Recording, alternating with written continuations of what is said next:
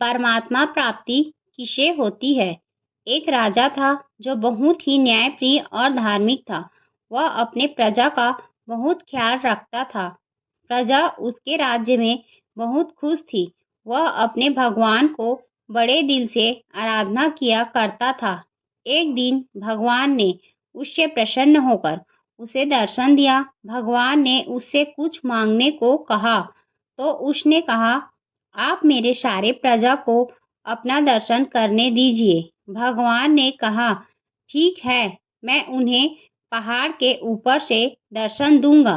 राजा अत्यंत प्रसन्न हुआ और भगवान को धन्यवाद दिया।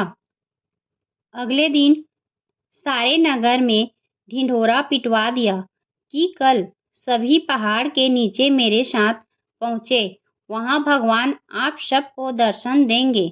दूसरे दिन राजा अपने समस्त प्रजा और स्वजनों को साथ लेकर पहाड़ी की ओर चलने लगा।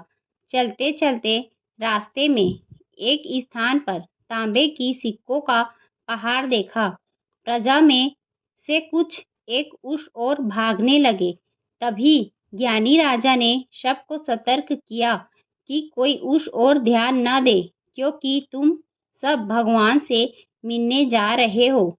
इन तांबे के सिक्कों के पीछे अपने भाग्य को लात मत मारो। परंतु लोभ लालच में वशीभूत कुछ एक प्रजा तांबे की सिक्कों वाली पहाड़ी की ओर भाग गई और सिक्कों की गठरी बनाकर अपने घर की ओर चलने लगे।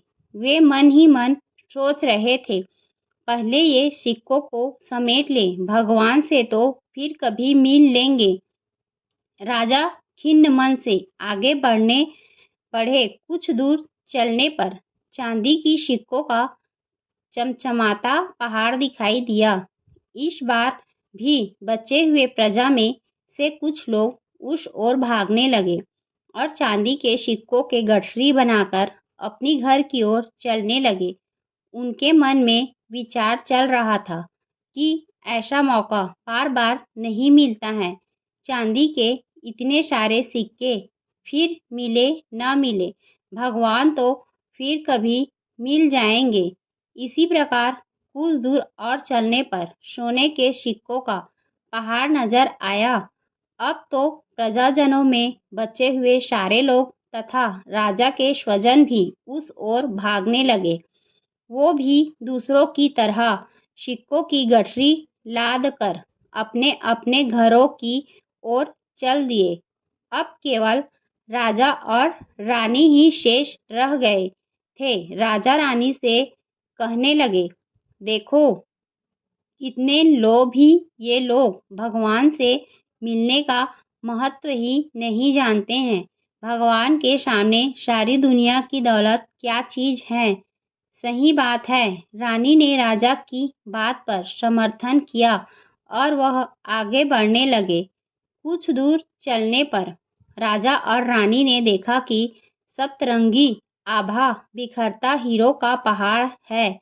अब तो रानी से रहा नहीं गया।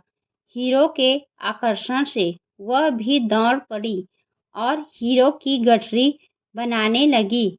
फिर भी उसका मन नहीं भरा तो साड़ी के पल्लू में भी बांधने लगी।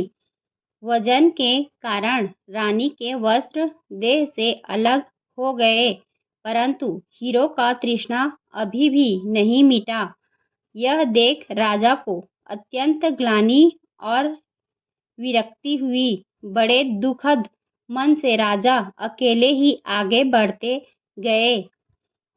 वहाँ सचमुच भगवान खड़े उसका इंतजार कर रहे थे। राजा को देखते ही भगवान मुस्कुराए और कहा, मैं तुम्हारी प्रजा और तुम्हारे प्रियजन, मैं तो कब से उनसे मिलने के लिए बेकरारी से उनका इंतजार कर रहा हूँ। राजा ने शर्म और आत्मग्लानि से अपना सर झुका दिया। तब भगवान ने राजा को समझाया, राजन, जो लोग भौतिक सांसारिक प्राप्ति को मुझसे अधिक मानते हैं, उन्हें कदाचित मेरी प्राप्ति नहीं होती। और वह मेरे स्नेह तथा आशीर्वाद से भी वंचित रह जाते हैं। कथा से सार: जो आत्माएं अपनी मन और बुद्धि से भगवान पर कुर्बान जाते हैं और सर्व संबंधों से प्यार करते हैं, वह भगवान के प्रिय बनते हैं।